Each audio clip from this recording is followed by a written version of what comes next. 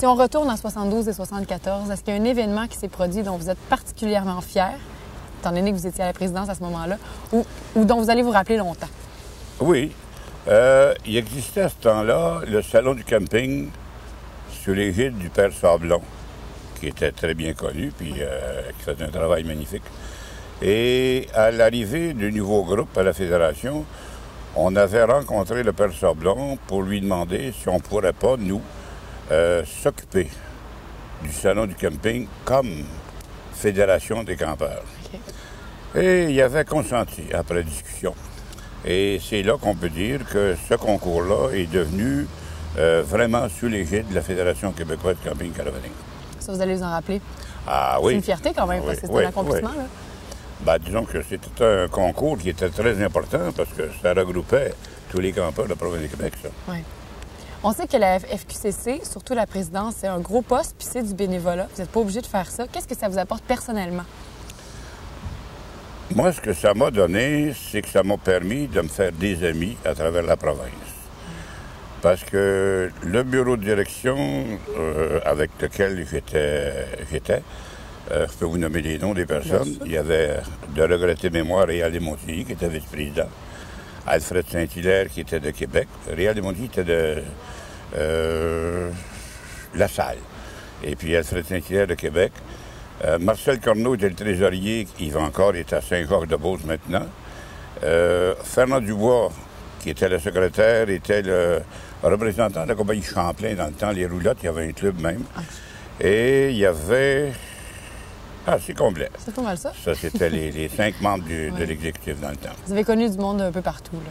Oui, c'est qu'à ce moment-là, comme on tentait de regrouper les clubs, les ramener pour être membre de la fédération, je me rappelle, la première visite qu'on avait faite, et puis vous avez un des présidents que vous avez certainement rencontré, qui s'appelle... non, excusez si j'ai un blanc de mémoire, là. Pensez-y. En tout cas, ça reviendra. Okay. Ça, c'est l'art qui dit ça. Et puis, il était président régional de la région d'Rimouski. Okay. On avait fait une tournée dans la région, je m'en rappelle. On avait été à Murdoch, on avait été à Gaspé, à Percé, Carleton, et on essayait de recruter des clubs pour entrer membre de la fédération. Et j'avais un slogan. On me disait souvent, M. Bocage, ça va me donner quoi d'être membre de la fédération? Ma boutade était, bien, ça va vous coûter 2 piastres par membre, en partant, mais ça va nous donner un peu plus de poids pour faire des représentations auprès du gouvernement, dans le temps. C'est-tu bête d'avoir un blanc de mémoire demain? Il va m'en vouloir, mais qu'il voit ça, là, lui. J'ai parlé avec lui avant midi. En tout cas, ben, c'était ça, la fédération. On regroupait des clubs et non pas des membres individuellement. Est-ce qu'il y a un événement qui s'est produit pendant un voyage, par exemple, de VR, très cocasse, drôle, puis que quand vous y repensez, vous riez toujours ou que vous allez vous rappeler toujours? Oui, disons qu'à un moment donné, on a fait un rallye provincial à Rivière-du-Loup, où avait eu lieu autrefois les Jeux du Québec. Et M. Michaud, qui était le président de la région, il me revient, là. M. Michaud était le président de la région après que le rallye était terminé. On a décidé, de commun accord, unanimement, de faire la Gaspésie ensemble. Et un des premiers arrêts qu'on a fait, c'est à Carleton. On s'appellera toujours que les membres de la caravane Wally Byam, les Américains avec les Airstream, étaient là. Puis je me rappelle, ils étaient venus nous voir au terrain où on était. Et puis ils voulaient parler au chef de caravane. On leur avait répondu qu'il n'y en avait pas de chef de caravane, d'autres étaient tous des bénévoles. Mais ils ont dit, le président, c'est lui. Bon. Et là, on m'avait reçu membre honoraire de Wally Byam Caravane. Puis là, tout le monde, naturellement, était venu voir ça parce que j'avais été reçu membre du foulard avec le béret. Ça avait fait une boutade pour tout le monde. Oui. Oui. On sait que la FQCC, c'est devenu très gros. Ah oui. D'après vous, ça a été quoi le point marquant, l'élément déclencheur qui a fait qu'elle est devenue ce qu'elle est aujourd'hui? Bien, je ne vous cacherai pas que la fédération, autrefois, regroupait des clubs. Et je ne me gêne pas de le dire, à un moment donné, après notre passage, la fédération a disparu, malheureusement. Bon, on ne fera pas de procès de personne, d'accord? Et par la suite, il y a des membres qui étaient d'un ancien groupe qui ont décidé de partir une fédération, mais pour regrouper les membres.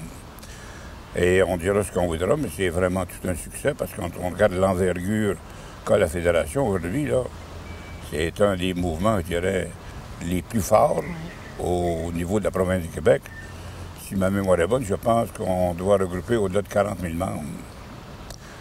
C'est naturellement du bénévolat tout le temps. Hein? C'est du bénévolat tout le temps. Moi, je me rappelle un temps où, pour visiter les clubs, je partais avec mon épouse, les 5 enfants.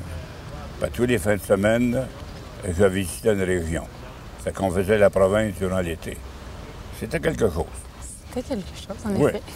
Qu'est-ce que vous souhaiteriez à la Fédération pour ses 40 ans? Bien, honnêtement, je pense que la Fédération est sur une bonne voie. Ce que je déplore, puis attention à mes paroles aussi, là, c'est que malheureusement, elle prend de plus d'envergure. Par contre, elle est bien administrée, ça va très bien. Et ce que je trouve merveilleux, c'est que là, la Fédération va avoir son local bien à elle. Comme on dit en bon québécois, elle va avoir pignon sur rue, c'est magnifique. Mais je me demande tout à l'heure si ça ne deviendra pas un problème avec l'ampleur que la Fédération prend, justement pour faire des rallyes annuels.